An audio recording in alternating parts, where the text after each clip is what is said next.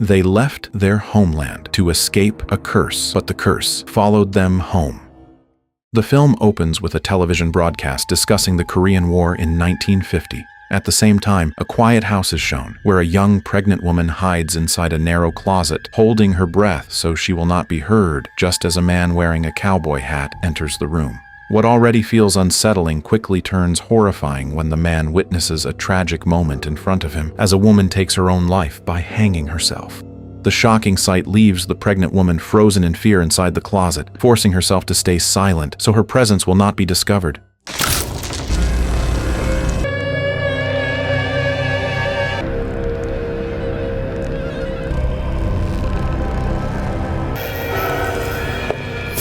The story then shifts to the present day at a university in America, where we are introduced to Sophie Park, a Korean-American young woman who has lived in the United States with her family since childhood and is now enrolling as a new student. On her first day on campus, she's approached by a Korean student who warmly invites her to join the Korean student community. But Sophie feels awkward because despite her Korean blood, she cannot speak Korean at all and barely knows anything about her heritage, so she politely declines the offer. Her plan to major in American history is cut short after she discovers the class has already reached its enrollment limit. Disappointed, Sophie returns to her dorm room and is eventually advised to choose another class instead, which leads her to enroll in 20th century Korean history as a replacement. I'm sorry, it looks like it's full. This is what I have left that'll fit into your schedule. Let's see.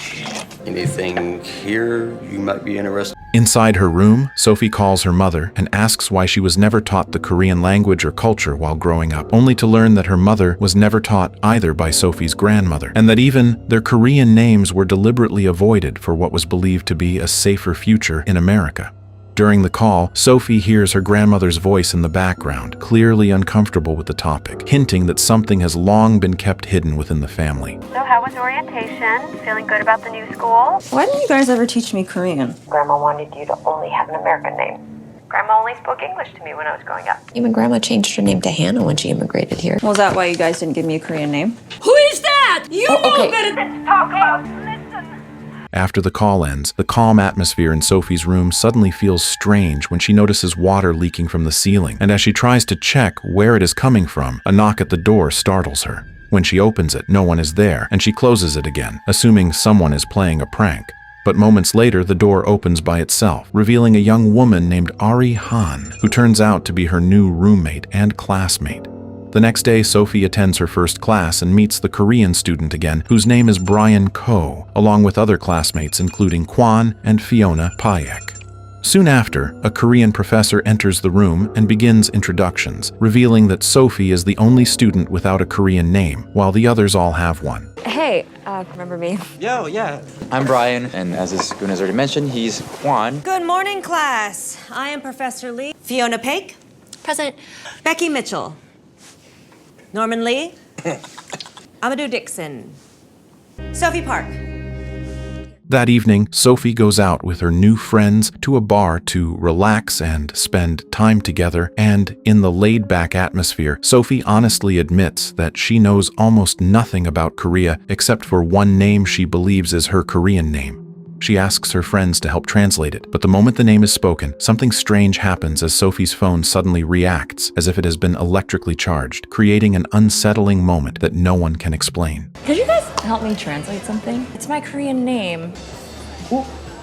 Park Ju-hyun. Over the weekend, Sophie visits her grandmother's house, where her father and mother also live, and when her grandmother asks about her new campus life, Sophie shares how she was initially disappointed about not getting into the history class, but slowly felt better after becoming close with several Korean students.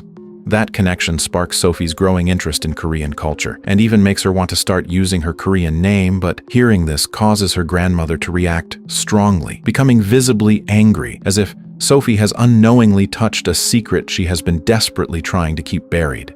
Without offering any further explanation, her grandmother abruptly leaves the dining table, leaving Sophie confused and unsettled.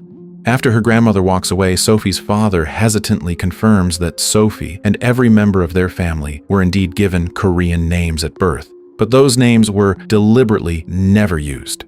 He admits that he cannot fully explain the reason behind it, as the decision had always come entirely from her grandmother. Sophie's mother then tries to soften the situation by explaining that her grandmother's reaction is most likely rooted in deep trauma from her youth when she experienced painful treatment during the Korean War, a memory that has stayed with her into adulthood. She asks Sophie to try to understand her grandmother's feelings. Tell us about your new school. How is it, Sophie? Actually, they're Korean. Good for you. I'm even considering going by my Korean name now. You don't have a Korean name, Sophie! I haven't seen her this bad. Okay, we thought our side of the family, it was important for you to have. Grandma was an outcast when she was basically your age. Please go upstairs and apologize. Following her mother's advice, Sophie eventually gathers the courage to approach her grandmother and apologize. During their conversation, her grandmother finally reveals part of her past, explaining that she intentionally brought Sophie's mother from Korea to America when she was still a child in order to protect the family from a curse that she believes has haunted their bloodline for generations. She even makes Sophie promise never to use her Korean name, insisting that it is the only way to keep them safe. Sophie, however, finds the explanation impossible to believe, and her disbelief quickly causes the tension to rise again until her grandmother loses control and reacts harshly. The confrontation deeply wounds Sophie, leaving her angry and hurt, and she decides to leave her grandmother's house that very night. Overwhelmed by emotion, Sophie drives aimlessly before stopping at a bar to calm herself down. After spending some time drinking, her attention is drawn to a man who has just entered and taken a seat nearby. Without realizing it, Sophie begins to watch him, especially after noticing that he appears to be Korean. Summoning a bit of courage, she approaches him and through a brief introduction learns that his name is Jun, who turns out to be a newcomer as well, much like herself. Their conversation flows naturally, making Sophie feel comfortable, and eventually the two leave the bar together. As her interest in Jun grows stronger, Sophie learns that his fluent English comes from having attended an international school, while Jun discovers that Sophie cannot speak Korean despite her heritage, prompting him to sincerely offer to help her learn the language. I'm Jun. Sophie. Wait, you came from Korea? Can I get you a drink? If you're from Korea, how is your English so good? Trust me. Attended international boarding schools my whole life. Their warm conversation continues until they arrive outside Sophie's dorm, and before parting ways, Jun expresses his desire to see her again. Already falling for him, Sophie saves Jun's number on her phone without hesitation. The following day, Sophie and Jun meet again at a restaurant, marking the beginning of their romantic relationship. Their closeness quickly blossoms into affectionate moments, leading them to officially become a couple. Amid her happiness, Sophie reminds Jun of his promise to teach her Korean, and Jun agrees on one condition, that Sophie must first have a Korean name. It's not too spicy for you? You teach me Korean. Really? Yeah, I want to learn. You need a Korean name. I already have one. What is it? Maybe you'll find out. A few days after they start dating, Sophie introduces Jun to her family, who warmly welcome him, especially her mother and father. During their conversation, it is revealed that Jun's ancestors came from Seoul, the same city where Sophie's grandmother was born. However, unlike the friendly reception from Sophie's parents, her grandmother stares at Jun with an unsettling intensity from the moment she sees him. Jun then presents a gift he brought for her grandmother, neatly placed inside a small box, but when the box is opened and its contents are revealed, her grandmother's reaction turns extreme. She screams hysterically at the sight of the beads inside, as if the object has awakened a long-buried trauma.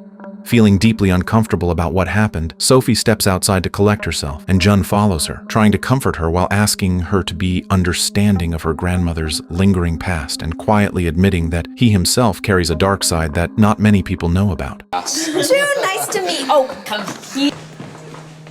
Mom, this is Sophie's boyfriend, June. So I wanted to get you something from your homeland.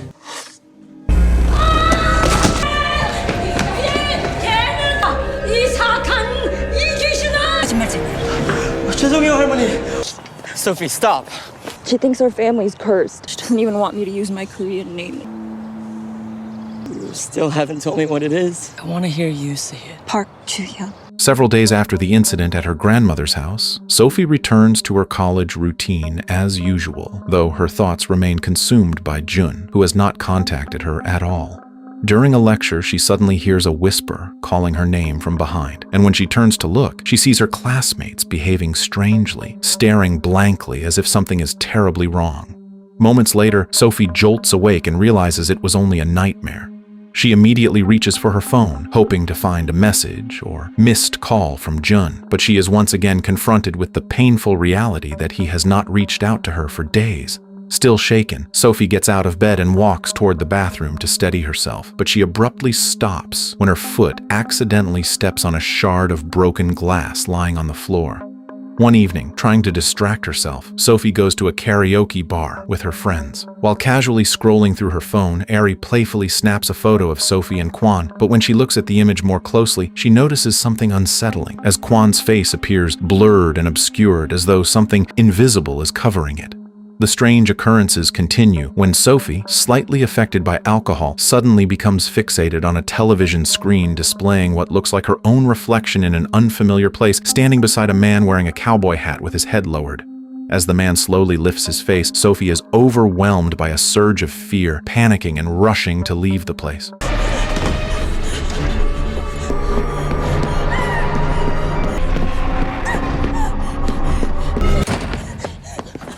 Shortly afterward, she receives a call from her mother informing her that she and Sophie's father are on their way to San Francisco for work. And during the conversation, her mother asks Sophie to check on her grandmother, who has not been in contact for some time.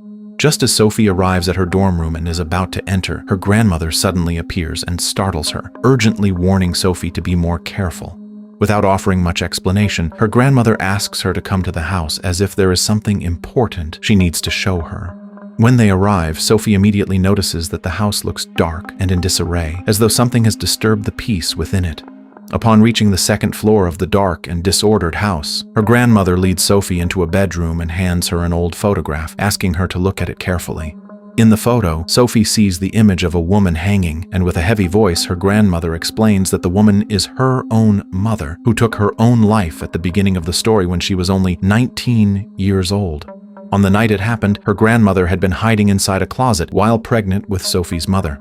With eyes still filled with trauma, her grandmother tells Sophie that all the strange events happening to her now began the moment Sophie's Korean name was spoken and shared, unknowingly opening the path for Jun to return. According to her grandmother, Jun is not an ordinary man, as Sophie believed, but an entity from the past who has come back carrying deep resentment toward their family bloodline. She then reveals a long, buried secret, explaining that several generations ago, one of their ancestors had been Jun's partner, but the relationship ended in betrayal when Jun's wife was discovered having an affair. The heartbreak drove Jun to take his own life, and from that moment on, his soul never found peace, transforming into a vengeful spirit, determined to seek revenge by targeting the women of their family generation after generation. The spirit does not merely haunt them, but slowly invades their minds, causing them to lose control of themselves until they are driven to end their own lives, because Jun believes that only in death can they become his companions in the afterlife. The curse eventually reached Sophie's great-grandmother, and during that time the terror she endured grew stronger each day. She began hearing whispers, sensing an unseen presence, and living under constant pressure that gradually eroded her sanity. Sophie's grandmother, who was still very young and pregnant at the time, could only watch as her mother deteriorated, until she finally chose to sacrifice herself in the hope that her death would appease Jun's rage and protect her daughter and unborn grandchild from becoming the next victims. However, the sacrifice did not completely break the curse, it merely delayed it. After that tragedy, her grandmother took her young daughter, Sophie's mother, and left Korea to settle in America under a new identity, believing that the only way Jun could track their descendants was through their Korean names. That is why she forbade everyone in the family from using their real names and tried to erase their past from the family records. But all those sacrifices feel meaningless now that the Korean name has been spoken again, allowing Jun to slowly return and enter Sophie's life. Having raised Sophie since she was a child, her grandmother knows when Sophie is lying and presses her to tell the truth, until Sophie finally admits that she did share the name in front of Jun. That confession only strengthens her grandmother's belief that Jun has already found them. She explains that the only possible way to stop Jun is to discover his real name, but even she does not know it, and there is no trace of Jun in their family history, as if his name had been deliberately erased from their lineage. That boy you brought home, did you reveal your Korean name to him? Yes. My ancestor was Jun's bride. He found out that she was having an affair. He killed himself. I'm so sorry, Grandma. A ghost that sought revenge. driving the women to suicide for generations. What can I do to stop him? I was only 19 myself and heavily pregnant with your mother. Her suicide would appease his spirit. I left Korea with your mother and hid under a new name. Finding his true name, helping him move on. The next morning, while Sophie is out shopping, whispering voices call her name again, sending her mind further into chaos. The terror and hallucinations continue to escalate until she lashes out at a man wearing a cowboy hat, believing him to be Jun. Panicked and shaken, Sophie rushes home, only to be horrified by the sight of her grandmother lying unconscious on the floor. She immediately takes her grandmother to the hospital, and after medical treatment, the doctor explains that her grandmother has fallen into a coma and urges Sophie to contact her parents as soon as possible. Not long after, Jun suddenly appears before Sophie. Overwhelmed with guilt, Sophie apologizes for everything her family did in the past, including the decision to erase Jun's name from their family lineage. She begs him to stop the curse, but Jun coldly reveals that he desires only one thing, for Sophie to die so she can become his eternal companion in the afterlife. Despite the immense pressure, Sophie struggles to remain calm and ultimately agrees to his demand on the condition that Jun frees her family from the curse and grants her 48 hours so her parents can see her grandmother regain consciousness. Your grandmother's health has declined rapidly. She may not have much time left. I recommend calling your parents. I'm sorry my family erased you from our history. I don't want her. I want you. So let's make a deal. Please let her go. You release her from this and I'll willingly sacrifice myself to you. Give me 48 hours. I want my parents here so she doesn't wake up alone. When Sophie tries to call her mother, the number is unreachable, leaving her no choice but to send a voice message explaining that her grandmother is now in a coma at St. Julian Hospital. Desperate for answers, Sophie begins researching her family lineage by examining old historical documents, seeking help from her female professor who can read Korean, and explaining that this search is urgent because her grandmother may not have much time left, and the family's history has always been kept secret. From the records, the professor uncovers a tragic event dated October 13, 1902, when a member of Sophie's family ended his life at a power plant by electrocuting himself, his body later found submerged in water. After the incident, the family deliberately erased his name from the records, explaining why Jun's name never appeared in their family history. Determined to learn more, Sophie continues her search at the university library, even though it is closed for renovation, forcing her way inside to look through Korean historical archives from the 19th century. Ari soon arrives and offers to help since Sophie cannot read Korean, and together they finally uncover documents containing the name Yi Ji-won, revealed to be her grandmother's Korean name, along with evidence that their family was once wealthy and influential. As they attempt to dig deeper, the power suddenly goes out, plunging the room into darkness and panic.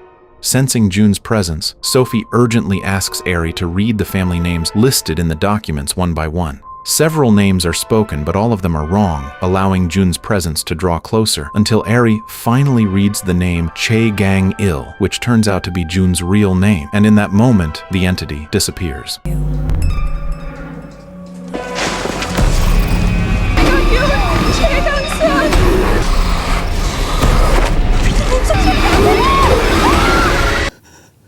Sophie rushes back to the hospital to see her grandmother, but Jun appears once again and declares that knowing his name alone is not enough to break the curse bound to their family bloodline. He then forces Sophie to go with him into the afterlife and hands her a knife, demanding that she end her own life. Before Sophie can do anything, her grandmother suddenly regains consciousness, grabs the knife, and slashes her own throat to save her granddaughter. Her sacrifice is made for the same reason her own mother once did, to delay the curse so it would not claim another generation. Although the act does not completely destroy the terror, it gives Sophie and her family time to leave that place and begin a new life under a different identity. After losing the grandmother who raised her since childhood, Sophie finally understands that the only way to survive is to follow the same path, walk away from the past, and protect her family's secret at all costs. Now, Sophie carries the heavy responsibility of ensuring their real names are never spoken again, knowing that her family's safety depends on how well she keeps their identities hidden, and the story comes to an end.